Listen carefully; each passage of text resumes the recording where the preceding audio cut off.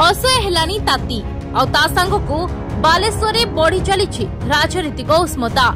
मैदान में 3 योद्धा प्रस्तुत, हाथ शंख पद्म निज निज रणकौशल व्यस्त।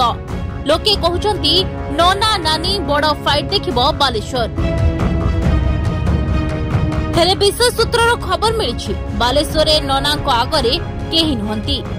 आसंतु देखिबा ए संपर्क रे पूरा रिपोर्ट। आज बालेश्वर रे जहां परिस्थिति परिवेश राजनैतिक तैयारी होइछि, प्रताप षडंगी को विरुद्ध रे 2 जन वर्तमान प्रार्थी अछंती।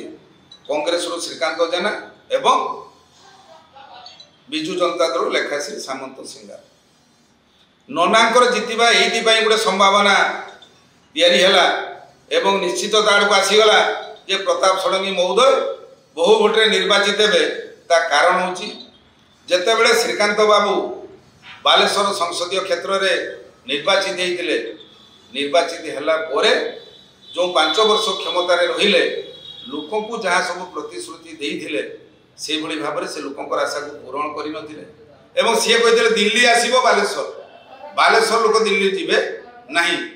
से जो नारा देइथिले लोके 5 वर्ष जानि पाले जे दिल्ली केते थर बालेश्वर आसीची सेटा लोके सेतेबेले जानिथिले एवं परवर्ती मुहूर्त रे जो 5 वर्ष 10 वर्ष 7 वर्ष सी आ बालेश्वर लोकों सहित संपर्क किछि रखिले नाइ। सी ताको जन्मस्थान को फेरी जाइथिले।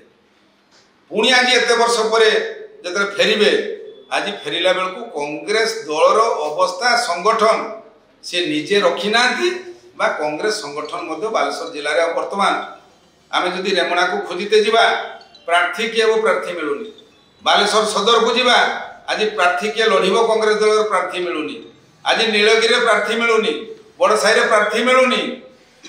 तो जितिबे कोठी जोठी बेस नहीं तृणमूल स्तर में कांग्रेस को भोट देवाई लोक नहीं सेठी प्रार्थी जितिबो केमती। तेणु श्रीकांत जेना कौन परिस्थिति रे जीति पारिबे नाही। बाकी रहा बिजू जनता दल रे लेखाश्री सामंत सिंगार प्रार्थी छन। से काली पर्यंत भारतीय जनता पार्टी रे जने मुखपात्र प्रवक्ता है कि बिजू जनता दल को जो भली भाव रे से आक्षेप करुथिले एवं बिजू जनता दल विरुद्ध रे जहाँ सब कहूथिले बालेश्वर जिले में ताकर कौनसी संगठन नहीं, एजेंसी नहीं। आज हठात से जब आसिक बिजू जनता दल प्रार्थी से हो सारी निश्चित भाव में अड़ुआ लगे।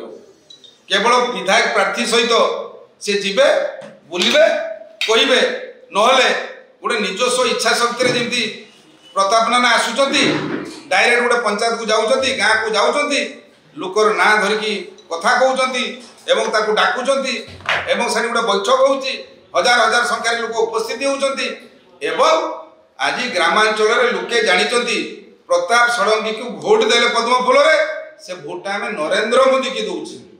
लोके वर्तमान चाहउचंती आउ थरे नरेंद्र मोदी की प्रधानमंत्री करिया पाए।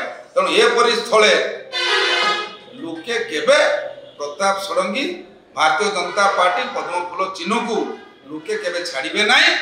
तेणु ये 2 जन प्रार्थी पाई आज प्रताप षडंगी जितिबार बाट एकदम परिष्कार हो गला।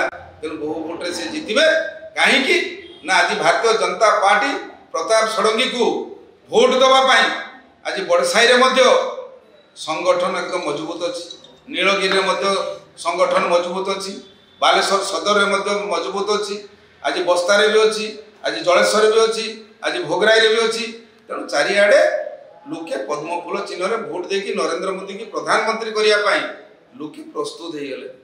तेणु आउ नना जितिबारे आउ किछि बाधक किछि नाही, जितिबाटा होछि सुनिश्चित। दिनलिपि लाइव को एबे ही लाइक शेयर सब्सक्राइब करंतु।